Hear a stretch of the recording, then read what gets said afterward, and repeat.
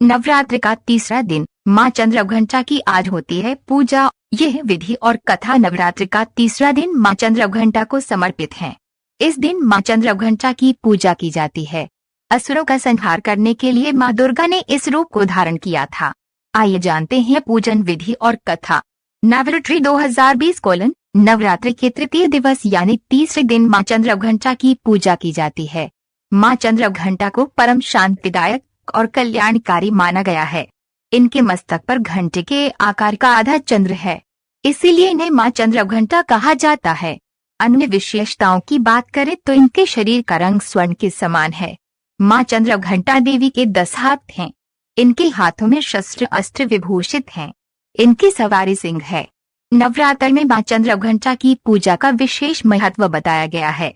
मान्यता है कि जो भी व्यक्ति नवरात्रि में माँ चंद्रघंटा की पूजा विधि पूर्वक करता है उसे अलौकिक ज्ञान की प्राप्ति होती है। इस देवी की पूजा और उपासना से साहस और निडरता का बोध होता है। जो व्यक्ति माँ चंद्रघंटा की पूजा करते हैं उनमें माँ सौम्यता और विनम्रता का भी आशीर्वाद प्रदान करती हैं। माँ चंद्रघंटा की पूजा करने से रोग से भी मुक्ति मिलती है। पूजा विधि। पूजा प्रारंभ करने से पहले माँ चंद्रघंटा को केसर और केवड़ा जल से स्नान कराएं। इसके बाद उन्हें सुनहरे रंग के वस्त्र पहनाएं। इसके बाद माँ को कमल और पीले गुलाब की माला चढ़ाएं। इसके उपरांत मिष्ठान, पंचामृत और मिश्री का भोग लगाएं। माँ चंद्रघंटा को प्रसन्न करने का मंत्र या देवी सर्वभूतेषु माँ चंद्रघंटा रूपेण संस्थिता नमस्तसे नमस्तसे नमस्तसे नमो नम। माता चंद्रघंटा की कथा। चंद्रघंटा माता की कठ पौराणिक कथा के अनुसार जब दैत्यों का आतंक बढ़ने लगा तो माँ दुर्गा ने माँ चंद्रघंटा का अवतार लिया। उस समय असुरों का स्वामी महिषासुर था, जिसका देवताओं से भयंकर युद्ध चल रहा था। महिषासुर देव राजेंद्र का सिंहासन प्राप्त करना चाहता था। उसकी प्रबल इच्छा स्वर्गलोक पर राज करने की थी।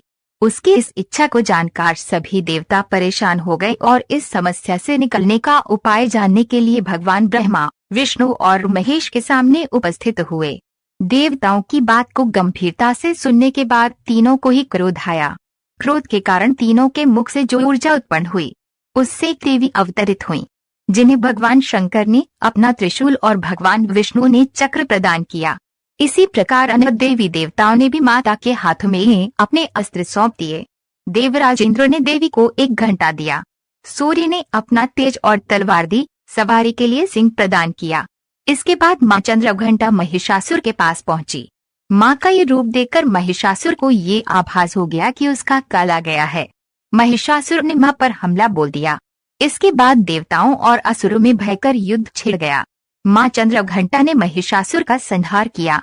इस प्रकार माँ ने देवताओं की रक्षा की। नवरात्रि में तीसरे दिन इसी देवी की पूजा का महत्व है। इस देवी की कृपा से साधक को अलौकिक वस्तुओं के दर्शन होते हैं, दिव्य सुगंधियों का अनुभव होता है और कई तरह की ध्वनियां सुनाई देने लगती हैं। माँ दुर्गा की तीसरी शक्ति है चंद्रघंटा। नवरात्रि में तीसरे दिन इसी देवी की पूजा आराधना की जाती है। देवी का ये स्वरूप परम शांतिदायक और कल्याणकारी है। इसीलिए कहा जाता है कि हमें निरंतर उनके पवित्र विग्रह को ध्यान में रखकर साधना करना चाहिए। उनका ध्यान हमारे इहलोक और परलोक दोनों के लिए कल्याणकारी और सद्गति देने वाला है। इस देवी के मस्तक पर घंटे के आकार का आधा चंद्र है, इसीलिए इस देवी को चंद्रघंटा कहा गया है। इनके शरीर का रंग सोने के समान बहुत चमकीला है।